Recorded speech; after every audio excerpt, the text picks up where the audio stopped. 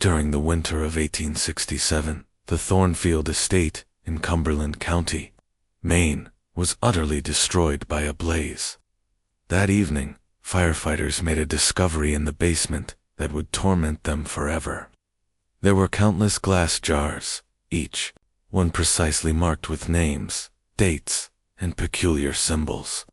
Preserved within these containers was what looked like human brain tissue, suspended in an amber-hued liquid that emitted a cloying sweet odor.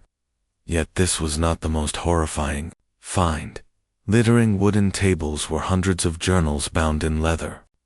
Their pages were crammed with intricate sketches of human faces contorted in agony, paired with clinical observations written in a refined, feminine script. These notes detailed a procedure referred to as experimental psychological reconditioning, a method that appeared to chronicle the total mental collapse of people in a systematic way. The local sheriff, Thomas Hartwell, would later recount discovering a chamber whose walls were plastered with photographs of those same faces, before and after images depicting a terrifying metamorphosis from sane, healthy people into empty vessels of their former selves. Every photo was marked with a number and corresponded directly to the preserved samples. For more than 2 decades, the Thornfield sisters had run what they purported to be a private therapeutic center for the mentally unwell. Affluent families from all over New England had dispatched their troubled kin to this secluded property, believing the 4 sisters held revolutionary curative techniques. In truth, they had consigned their relatives to a fate far more evil, a location where the lines separating therapy and terror were completely erased in the pursuit of scientific advancement. The officials attempted to conceal the specifics of their discovery. The public record claimed merely that the facility had functioned outside of approved medical practices, but the reality was infinitely more alarming. The Thornfield sisters had been performing psychological tests that would have been considered monstrous even within the most secretive European asylums.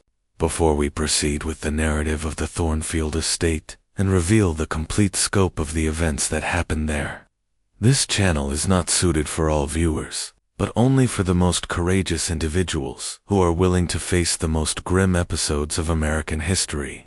Not many channels possess the fortitude to share the kinds of accounts we present here. Will you become one of the chosen few who are aware of these hidden truths? The blaze that ravaged the Thornfield estate was no mishap. It was ignited by the sole patient to survive, a woman called Sarah Petton, who had managed to hold on to just enough of her faculties to comprehend what was being done to her. Cumberland County, Maine, in the 1840s, was an area where traditional Puritan beliefs conflicted with emerging concepts concerning medicine and the human psyche. The area had become wealthy from its lumber and shipping industries, generating a new elite of rich merchants and industrialists. These families, much like others across New England, frequently encountered a particular dilemma: how to handle relatives who demonstrated symptoms of mental illness. In 1845, the understanding of mental disease was rudimentary. Ailments we now identify as depression, anxiety, or bipolar disorder were frequently perceived as character flaws, or even as indicators of a fundamental weakness that could damage a family's entire social standing. Wealthy families looked frantically for private answers, locations where their disturbed relatives could be placed away from prying eyes, while obtaining what they trusted would be successful care. It was into this setting that the 4 Thornfield sisters came in the fall of 1844. Constance, the oldest at 32, was a woman of remarkable intellect and disquieting demeanor. She had undertaken brief studies at the Troy Female Seminary in New York, where she had formulated what she termed revolutionary ideas regarding the adaptable quality of human awareness. Her sister Margaret, 2 years her junior, had an almost preternatural talent for discerning people's emotional conditions and insecurities. The younger sisters, Eleanor and Beatrice, were twins who had cultivated their own sinister specialties. Eleanor had been educated as an apothecary and possessed a vast understanding of botanical mixtures capable of modifying mental conditions. Beatrice, the youngest, had experience in European medical institutions and asserted she had learned from doctors who were investigating the physical origins of insanity. Collectively, they introduced themselves as modern healers who had devised techniques that could treat the most extreme cases of mental disturbance. They spoke persuasively about the necessity of comprehending the mind via methodical scrutiny and managed treatment. Their methodology seemed scientific, reasonable, and optimistic, precisely what frantic families needed to believe. The sisters bought the old Hartwell mansion, a formidable 3-story building that had stood empty for almost 10 years after its prior owner died under suspicious conditions. The house was situated on 200 acres of thickly wooded land, reachable only by a single dirt path that twisted through dense pine woods. The seclusion that had rendered the property unappealing to most potential buyers was precisely what the Thornfield sisters desired. They dedicated months to remodeling the mansion, setting up what they characterized as specialized treatment rooms. Local laborers were employed to build extra chambers in the basement, to fit heavy doors featuring small viewing windows, and to establish an elaborate network of speaking tubes that would enable the sisters to talk to patients without being in the same room. The renovations were managed by Constance, who appeared to have exact blueprints for every change. She demanded soundproofing for the basement chambers, clarifying that this would aid in establishing a therapeutic setting free from outside interruptions. She also mandated the setup of an advanced airflow system that would permit the administration of medicinal vapors into separate rooms. By the spring of 1845, the Thornfield Therapeutic Institute was prepared to accept its initial patients. The sisters had promoted their services through discreet means: personal letters to leading doctors, hushed discussions at social events, and strategically placed advertisements in medical publications. They assured absolute privacy and groundbreaking outcomes. The reaction was instant and immense. Wealthy families across New England started inquiring about the Institute's offerings.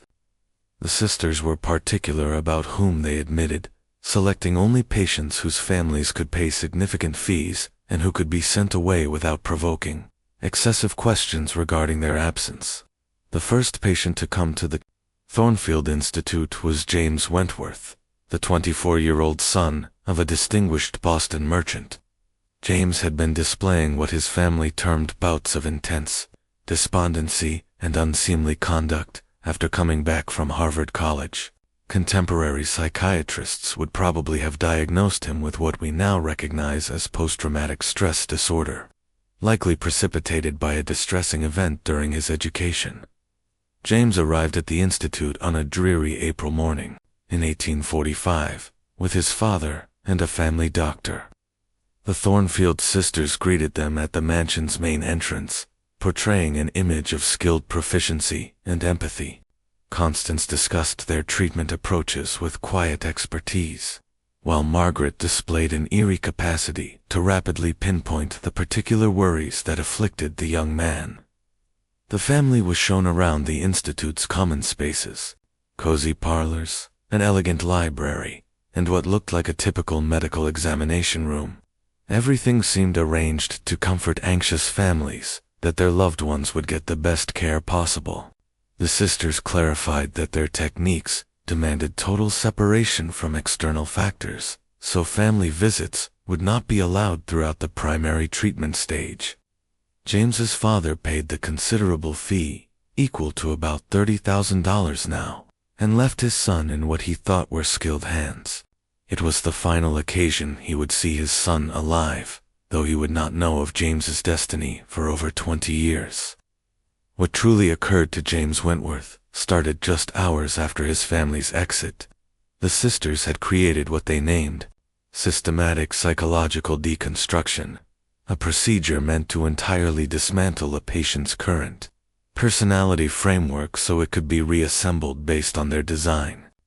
James was first put in what seemed to be a pleasant second-floor bedroom. However, this was only the start of a meticulously planned process. In the days that followed, His surroundings were methodically changed in methods intended to generate disorientation and distress. Furniture was repositioned overnight, meals were provided at unpredictable times, and the heat in his room was frequently altered. The sisters had found that people depend on environmental predictability to preserve psychological balance. By implementing apparently arbitrary alterations to a patient's environment, they could start to erode the individual's grasp on reality and self-command. James started doubting his own senses, uncertain if he was having another episode or if the alterations were truly happening. Eleanor's skill with plant-based mixtures became relevant in this first phase. James's food was slowly infused with minor quantities of elements that would increase his anxiety and disorientation without creating visible physical signs. He started to undergo what he wrote in his journal, which the sisters prompted him to maintain as part of his therapy as waking nightmares and odd apparitions. The sisters tracked James's decline through a system of concealed viewing ports and speaking tubes. They logged every shift in his conduct, every show of confusion or dread, every effort to understand his increasingly erratic environment. To them, James was not a person requiring aid, but an intriguing sample whose reactions to their actions could offer important information on the essence of human consciousness. After a fortnight of this mental control, James was transferred to the Institute's basement level. He was informed this was essential for the rigorous part of his treatment. The basement room where he was placed seemed clinical, with white walls, one bed, and what appeared to be scientific apparatus. However, the room had been created for a purpose far removed from healing. The sisters had produced what they named controlled sensory environments, spaces where each feature of a patient's experience could be adjusted with scientific exactness. James's room could be thrown into total blackness or filled with glaring light, as the sisters chose. Sound could be introduced or removed completely. The temperature could be modified to produce either oppressive heat or frigid cold. But the most malicious element of James's new setting was the perpetual presence of the sisters themselves. Via the speaking tube network, they could converse with him whenever they wished, day or night. They started to involve him in what they called psychological dialogues, talks intended to methodically damage his sense of identity and reality. Constance would devote hours interrogating James about his recollections, implying that events he distinctly recalled had never happened. Margaret would converse with him about his fears and anxieties, slowly intensifying them until they became all-consuming fixations. Eleanor would outline in meticulous detail the physical transformations she noticed in his behavior, making him extremely aware of every movement and expression. The sisters recorded each aspect of James's reaction to their treatment. They documented his sleep habits, his emotional responses, his efforts to oppose their actions, and his slow submission to their authority. They were especially fascinated by what they termed breaking points, instances when a patient's psychological protections would entirely give way. James's breaking point happened following 6 weeks of methodical psychological torment. The sisters had learned that he carried profound guilt about a Harvard incident related to a classmate's death. By repeatedly alluding to this event and hinting that James was accountable for much more than he confessed, they slowly drove him to a condition of total mental disintegration. The young man, who had come to the Institute as a disturbed but essentially sensible person, had been changed into something completely different. The sisters' notes from this time described James as having reached what they called complete psychological malleability, a condition where his self had been so entirely annihilated that he could be reshaped based on their designs. The alteration of James Wentworth was merely the commencement. In the subsequent months, the Thornfield Institute accepted a continuous flow of patients. Each one was meticulously chosen based on their family's wealth and their psychological weaknesses. The sisters had devised an advanced admission procedure that enabled them to pinpoint people who would react most intensely to their experimental treatments. They favored patients who had what we would now identify as anxiety disorders, depression, or trauma-related illnesses. These people were already in a condition of psychological anguish, rendering them more vulnerable to the sisters' manipulations. The sisters steered clear of patients with conditions that might render them volatile or hazardous, concentrating instead on those whose agony could be methodically intensified and channeled. Every new patient experienced a path comparable to James Wentworth's. They would come to the institute hopeful of healing, only to be slowly exposed to increasingly extreme psychological manipulation. The sisters had perfected their methods with each new patient, creating what they regarded as an exact science of mental ruin and reformation. The institute's basement was enlarged to hold additional patients, with each room planned for particular kinds of psychological testing. Some rooms were fitted with mirrors positioned to create confusing visual illusions. Others held mechanical contraptions that could generate specific noises or vibrations. The sisters had even designed rooms where the walls could be shifted to slowly decrease the space, producing a feeling of claustrophobia that would worsen over time. Margaret had created what she named emotional amplification techniques, ways of detecting a patient's most profound fears and anxieties, and then crafting experiences that would make those fears appear real. She became adept at interpreting the slight indicators of psychological suffering and knew precisely when to introduce new pressures that would drive a patient nearer to total collapse. Eleanor's pharmaceutical tests grew more advanced. She created mixtures that could generate specific psychological impacts, substances that would boost paranoia, raise suggestibility, or produce intense hallucinations. Her understanding of botanical chemistry enabled her to make drugs that would leave no clear physical markers while creating deep mental effects. Beatrice concentrated on what she termed physiological conditioning, the application of physical unease to strengthen psychological manipulation. She devised methods for using temperature, illumination, and sound to produce bodily feelings that would support the psychological stories being built by her sisters. The sisters functioned as a synchronized unit, each adding her specialized knowledge to the methodical ruin of their patients' mental soundness. They considered their work not as torture, but as pioneering scientific study that would transform the comprehension of human consciousness. By the winter of 1845, the institute contained over 30 patients, each at different phases of psychological reconstruction.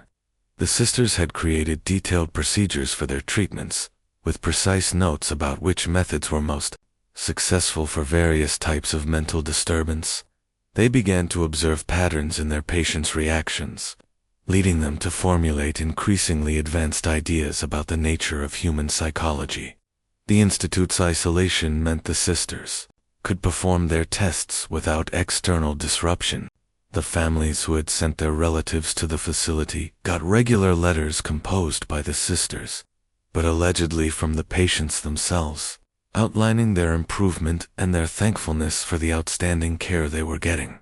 These letters were carefully written to reassure families while giving believable reasons for why visits were still not recommended. Local inhabitants in Cumberland County began to observe odd things regarding the Thornfield Institute.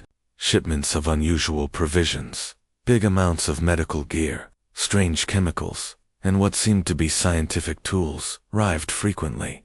The sisters hired very few local employees, choosing to manage most of the institute's functions themselves.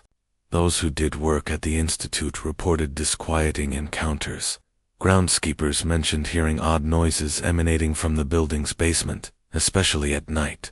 Delivery personnel observed that the sisters demanded to accept all packages themselves and would not permit outsiders to enter the building without supervision. Most alarming were the accounts from local doctors who had been questioned by the sisters about different medical supplies and equipment.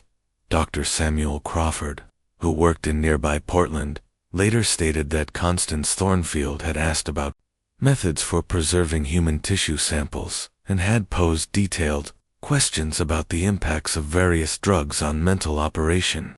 But perhaps the most indicative clue that something was horribly wrong at the institute came from an unforeseen source.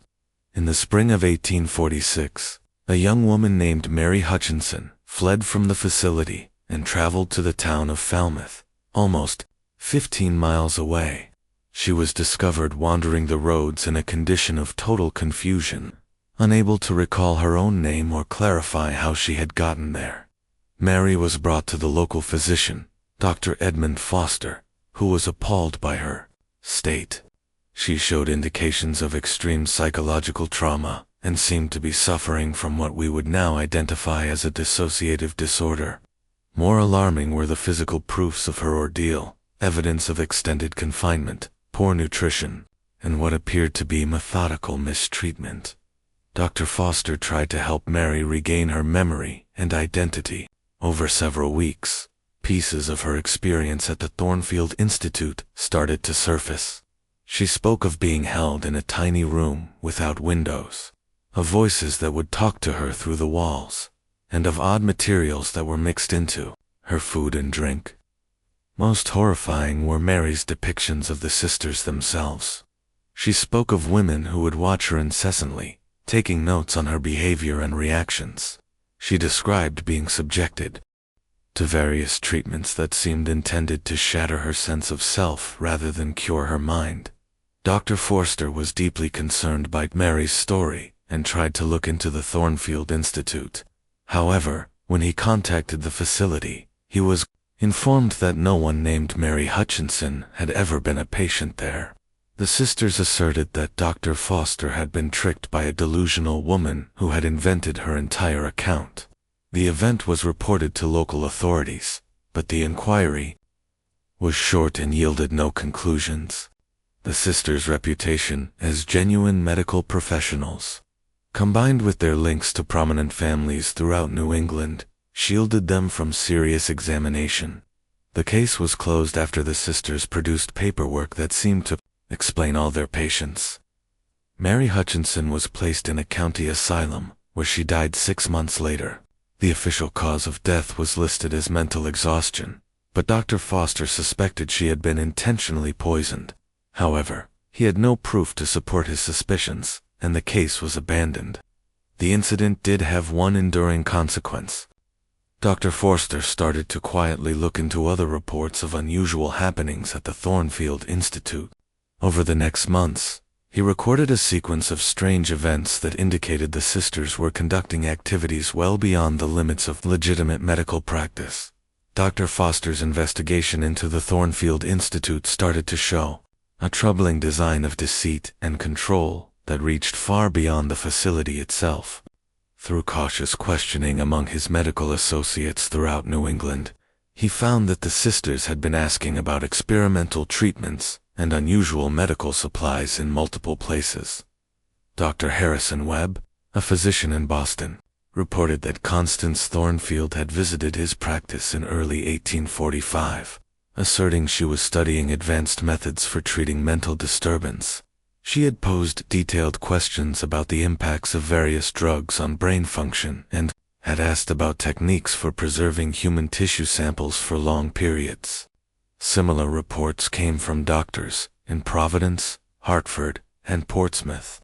The sisters had been methodically collecting information on experimental medical techniques, psychological theories, and pharmaceutical mixtures.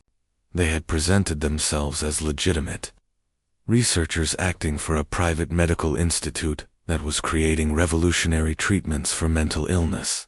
More worrying were the reports from apothecaries and medical supply firms. Eleanor Thornfield had been buying large amounts of substances that had no legitimate medical application, compounds known to produce hallucinations, increase suggestibility, or cause severe psychological distress. She had also obtained equipment that seemed designed for restraining patients rather than treating them. Dr. Foster began to suspect the Thornfield Institute was not merely employing unconventional treatment methods, but was actually performing systematic experiments on human subjects. The sisters appeared to be using their patients as test subjects for psychological and pharmaceutical research that would have been deemed unethical even by the standards of the 1840s. His investigation got an unexpected boost in the summer of 1846, when he was contacted by a former institute employee. Martha Henley had worked as a cook at the facility for several months before suddenly leaving her job. She had been hesitant to discuss her experiences, but Dr. Foster's patient questioning eventually persuaded her to reveal what she had seen. Martha's account was both detailed and profoundly disturbing. She described a facility where patients were kept in basement rooms that looked more like prison cells than medical treatment areas. She had been directed to prepare meals based on very specific instructions, including the addition of substances that Eleanor Thornfield supplied. These substances had strange effects on the patients, making them either highly agitated or abnormally serene. Most chilling was Martha's description of the sisters' behavior toward their patients. She had seen them performing what appeared to be experiments rather than treatments.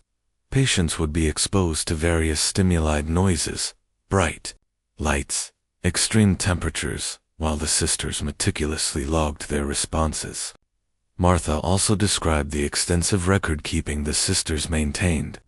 They kept detailed journals about each patient's condition, behavior, and reactions to various treatments. These records were maintained with scientific precision, suggesting the sisters viewed their work as research rather than healing. The cook's testimony gave Dr. Foster critical evidence, but it also revealed the extent of the sisters' careful planning.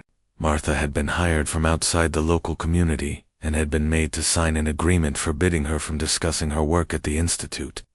Similar agreements had been signed by the few other employees who had worked at the facility. Dr. Foster realized the sisters had built an elaborate system to hide their activities.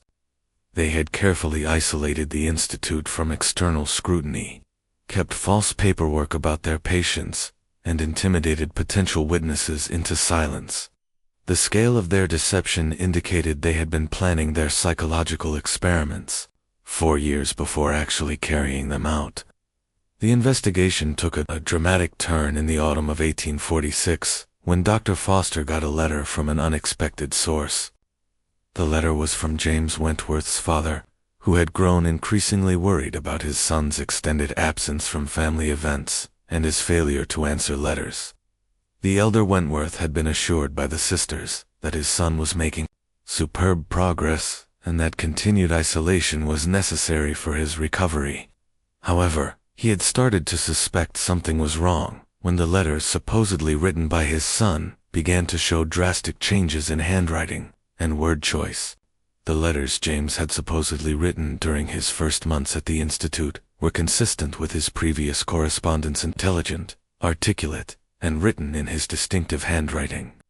But the more recent letters were vastly different. The handwriting seemed unsteady and hesitant. The vocabulary was much simpler, and the content suggested James had undergone a fundamental shift in personality. Dr. Foster compared the early and late letters and immediately recognized they had been written by different people. The sisters had clearly been forging correspondence from James, and their forgeries had grown increasingly crude over time.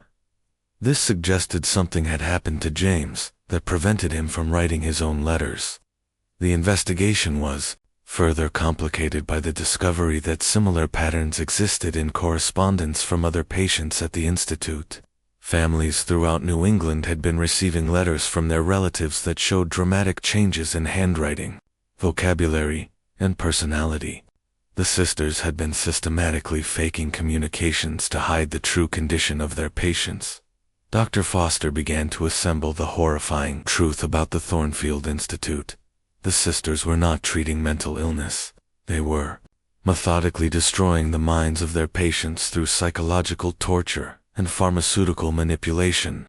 The patients who had been sent to the facility for healing had instead been subjected to experiences that had permanently harmed their mental faculties. The scale of the sisters' crimes was staggering. Over nearly 2 years, they had accepted more than 60 patients from prominent families throughout New England. Each patient had undergone systematic psychological destruction, with the sisters carefully documenting the process as if it were legitimate scientific research. What made The situation even more disturbing was the realization that the sisters appeared to believe their work was scientifically valuable. Their careful record-keeping and systematic approach suggested they viewed their patients not as human beings but as experimental subjects, whose suffering could contribute to the advancement of knowledge about human psychology. Dr. Foster knew he had uncovered evidence of crimes that were unprecedented in their scope and cruelty. However, he also realized that bringing the sisters to justice would be extremely difficult. They had powerful connections throughout New England, and their victims were individuals whose families had every reason to avoid public scrutiny of their relatives' mental health issues. The investigation reached a critical point in the winter of 1847, when Dr. Foster received information that would finally give him the evidence needed to expose the Thornfield Institute. The information came from the most unimaginable source possible: one of the sisters themselves. The information that would ultimately lead to the exposure of the Thornfield Institute came from Beatrice Thornfield, the youngest of the four sisters. In February 1847, she appeared at Dr. Foster's office in Portland, showing signs of severe psychological distress and claiming she could no longer take part in what she called the horrible work being conducted at the Institute. Beatrice's appearance was shocking to Dr. Foster, who had previously encountered her only as a composed and professional medical practitioner. She was visibly agitated, spoke in rapid, disconnected sentences, and seemed to be suffering from the same type of psychological trauma he had observed in Mary Hutchinson. The irony was not lost on Dr. Foster that one of the sisters appeared to be exhibiting symptoms similar to those of their victims. Through careful questioning, Dr. Foster learned that Beatrice had been experiencing what she called attacks of conscience about the work being conducted at the Institute. She had initially believed their psychological experiments were contributing to legitimate, scientific knowledge about mental illness. However, she had gradually come to understand they were systematically destroying human lives for no purpose other than their own intellectual curiosity. The breaking point for Beatrice had come when she witnessed the death of a patient named Thomas Bellingham, a young man from a prominent Providence family, who had been sent to the Institute for treatment of what would now be recognized as severe depression. The sisters had subjected Thomas to an experimental treatment involving complete sensory deprivation combined with pharmaceutical manipulation designed to create terrifying hallucinations. The treatment had been designed to test the sisters' theory that extreme psychological stress could be used to reset a patient's mental state, allowing them to rebuild the person's personality from the ground up. However, Thomas had not responded to the treatment as expected. Instead of achieving the psychological breakdown the sisters had intended, he had suffered what appeared to be a complete mental collapse that resulted in his death. Beatrice described finding Thomas in his cell, having apparently died of what she believed was sheer terror. His body showed no signs of physical injury, but his face was frozen in an expression of absolute horror. The sisters had disposed of his body in a manner Beatrice refused to describe in detail, but she indicated they had taken steps to ensure no evidence of his death would ever be discovered. The death of Thomas Bellingham had forced Beatrice to confront the reality of what she and her sisters were doing. She realized they had long since abandoned any pretense of medical treatment and were conducting psychological experiments that had no purpose other than to satisfy their own curiosity about the limits of human mental endurance. Dr. Foster learned that the sisters had developed increasingly extreme experimental protocols over the course of their work. They had created treatments designed to produce specific types of psychological breakdown, with careful attention to documenting the process and the results. Each patient had become a test subject for theories about human consciousness that the systems were developing through systematic torture. Beatrice provided Dr. Foster with detailed information about the Institute's operations, including the locations of hidden rooms, the methods used to restrain and manipulate patients, and the extensive documentation the sisters maintained about their experiments. She also revealed that the sisters had been in contact with other physicians throughout Europe and America who were conducting similar research. The information suggested the Thornfield Institute was part of a broader network of individuals conducting unauthorized experiments on human subjects. The sisters had been corresponding with physicians in Germany, France, and other American cities, sharing their techniques and results. The scope of the psychological research being conducted was far broader than Dr. Foster had imagined. Most disturbing was Beatrice's revelation that the sisters had been planning to expand their operations. They had been in negotiations to acquire additional facilities and had been recruiting other physicians to join their research. The Thornfield Institute was intended to be the first of many such facilities that would advance their understanding of human psychology through systematic experimentation on unwilling subjects. Dr. Forster realized he was dealing with a conspiracy that extended far beyond the four sisters. The psychological experiments being conducted at the Institute were part of a broader movement among certain physicians who believed traditional ethical constraints were hindering scientific progress. These individuals were willing to sacrifice human lives in pursuit of knowledge about the human mind. The investigation took on new urgency when Beatrice revealed that the sisters were planning to eliminate evidence of their activities. They had become aware their work was attracting unwanted attention, and they were preparing to destroy their documentation and dispose of their remaining patients. The sisters had discussed methods for killing their patients in ways that would not leave obvious evidence of murder. Dr. Forster knew he had to act quickly to prevent the sisters from carrying out their plan. However, he also realized that approaching local authorities would be extremely difficult.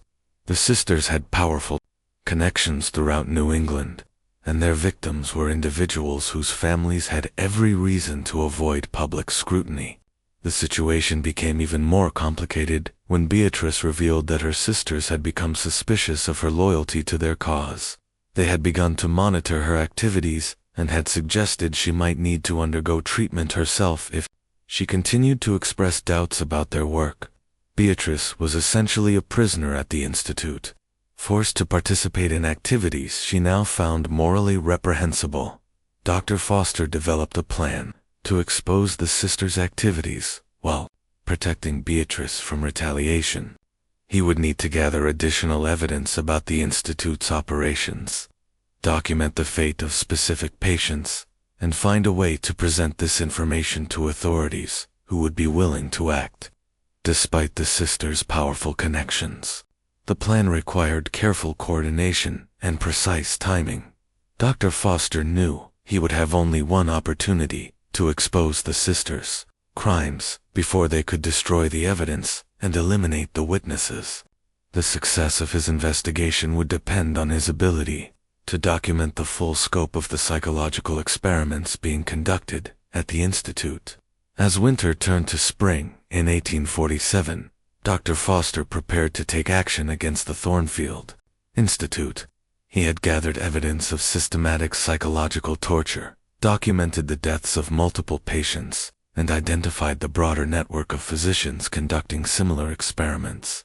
The time had come to bring the sisters' reign of terror to an end.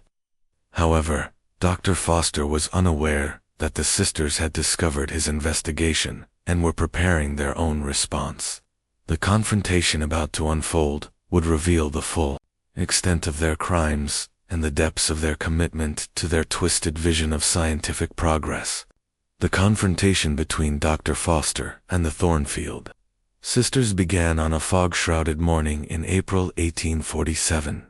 Dr. Foster had arranged for a small group of trusted colleagues and local officials to accompany him to the Institute, ostensibly for a routine medical inspection. The group included Dr. Marcus Whitman from the Portland Medical Society, Sheriff William Hartwell from Cumberland County, and 2 deputies carefully selected for their discretion. The sisters received the inspection team with their usual professional composure, but Dr. Foster immediately noticed signs of tension in their behavior. Constance spoke with forced calm about the Institute's excellent reputation and their revolutionary treatment methods. Margaret seemed unusually alert to the visitors' reactions, studying their faces with an intensity suggesting she was evaluating them as potential threats. The inspection began in the public areas of the institute, which had been carefully maintained, to present an impression of legitimate medical practice.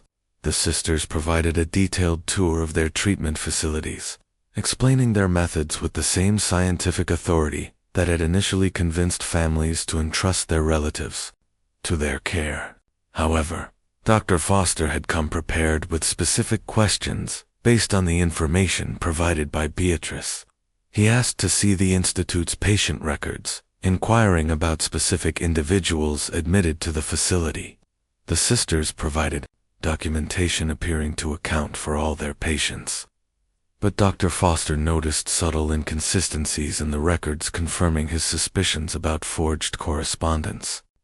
The critical moment came when Dr. Foster requested to meet with several patients to assess their progress personally. The sisters initially resisted this request, explaining their treatment methods required complete isolation from outside influences. However, Sheriff Hartwell insisted the inspection team be allowed to verify the well-being of individuals placed in the sisters' care. Constance agreed to the request but insisted patient interactions be limited to prevent disruption of their treatment. She led the inspection team to a common area where several patients were seated in chairs, arranged in a neat row. Dr. Foster was immediately struck by the patients' appearance. They sat with vacant expressions, showing no recognition of the visitors and no apparent awareness of their surroundings. The patients had been arranged to present an impression of calm contentment, but Dr. Foster recognized the signs of severe psychological trauma. Their movements were mechanical and lifeless, their responses to questions limited to simple repetitive phrases, and their eyes showed no sign of the intelligence and personality that had once defined them as individuals. When Dr. Foster attempted to engage the patients in conversation, it became clear they had been subjected to psychological manipulation, fundamentally altering their mental capabilities. They could respond to basic commands and answer simple questions, but they showed no signs of independent thought or emotional response. The sisters had achieved their goal of creating psychologically malleable individuals, but the result was the complete destruction of their patients' humanity. The inspection team was shown additional patients exhibiting similar symptoms. Each individual had been reduced to a state of complete dependency, unable to care for themselves or make any decisions about their own lives. They had been transformed from functioning human beings into living automatons, existing only to validate the sisters' theories about human consciousness. Sheriff Hartwell demanded to see the patient records for the individuals they had observed. The sisters provided documentation describing the patient's treatment in clinical terms, but Dr. Foster recognized the records actually documented systematic psychological torture. The sisters had carefully recorded each step in the process of destroying their patients' minds, treating human suffering as data to be analyzed and studied. The confrontation reached its climax when Dr. Foster demanded to see the basement facilities, where the sisters conducted their intensive treatments. The sisters initially refused, claiming the basement areas were unsuitable for visitors and that patient confidentiality required limiting access to treatment areas. However, Beatrice had provided Dr. Foster with detailed information about the basement layout, including the locations of hidden rooms and concealed passages. When Sheriff Hartwell threatened to obtain a search warrant, the sisters realized their carefully constructed facade was beginning to crumble. Constance led the inspection team to the basement, maintaining her professional demeanor, even as she showed them rooms containing equipment designed for restraining and torturing human beings. She explained each device and technique with clinical detachment, describing the psychological effects of various treatments as if discussing legitimate medical procedures. The basement contained multiple rooms specifically designed for different types of psychological experimentation. One room was equipped with mirrors arranged to create disorienting visual effects. Another contained mechanical devices producing specific sounds or vibrations. A third room had been designed to create the sensation of being buried alive, with walls that could be moved to gradually reduce the available space. Most disturbing was the room the sisters called their specimen preservation laboratory. This room contained hundreds of glass containers filled with human brain tissue preserved in chemical solutions the sisters had developed for their research. Each container was labeled with detailed information about the patient from whom the tissue had been taken and the specific psychological condition induced before the tissue was harvested. Dr. Foster realized the sisters had been systematically killing their patients and preserving their brain tissue for study. They had developed techniques for inducing specific psychological states and then examining the physical changes occurring in the brain as a result of their treatments.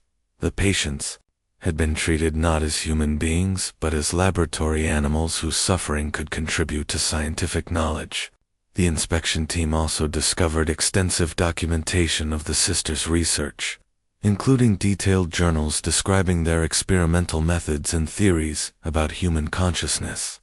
The sisters had been corresponding with physicians throughout Europe and America, sharing their techniques and results.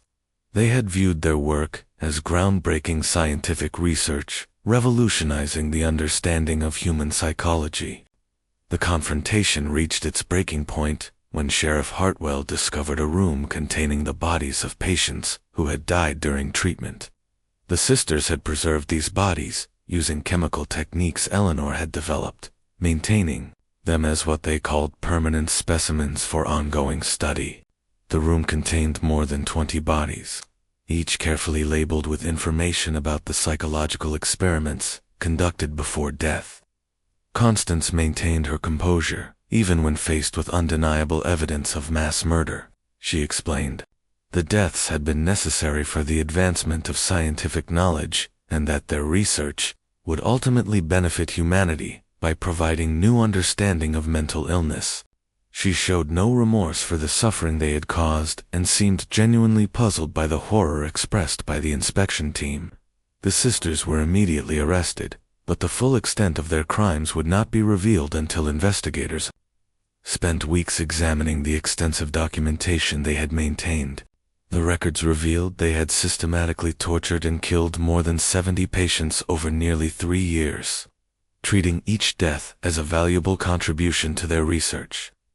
The investigation also revealed the broader network of physicians collaborating with the sisters in their research. Letters and documents found at the Institute provided evidence of similar experiments being conducted at facilities throughout the United States and Europe.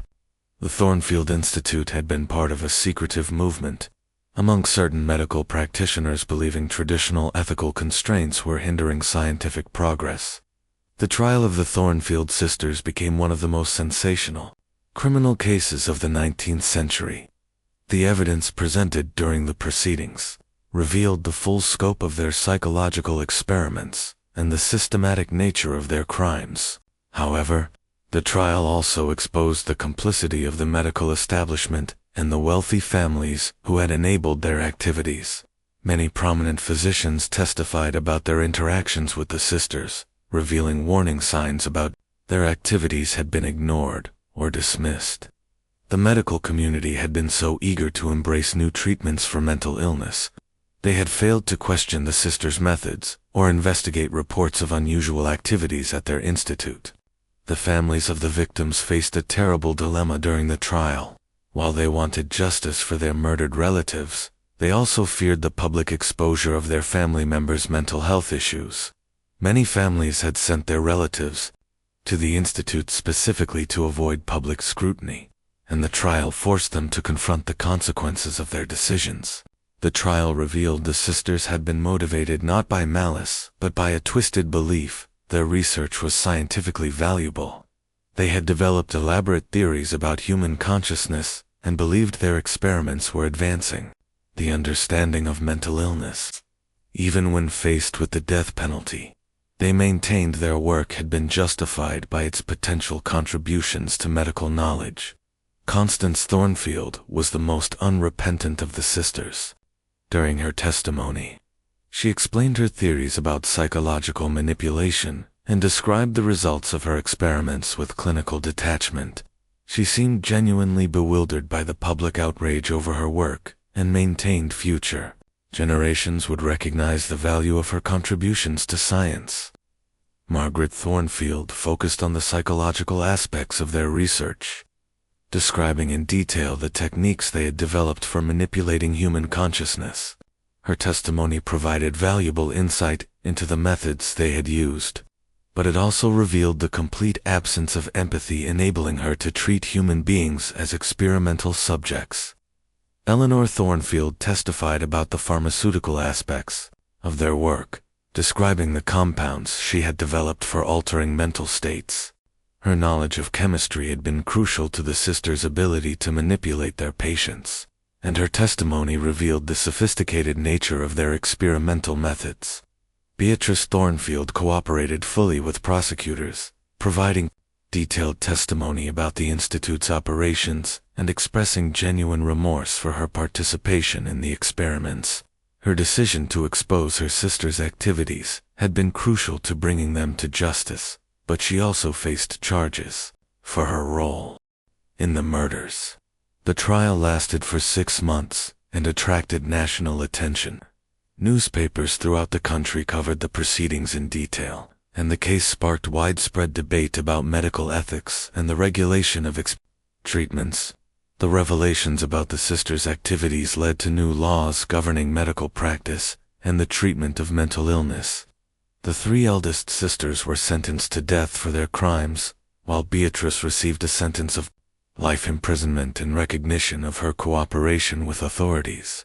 However, the executions were delayed for years due to appeals and legal challenges, during which time the sisters continued to maintain their innocence and defend their research.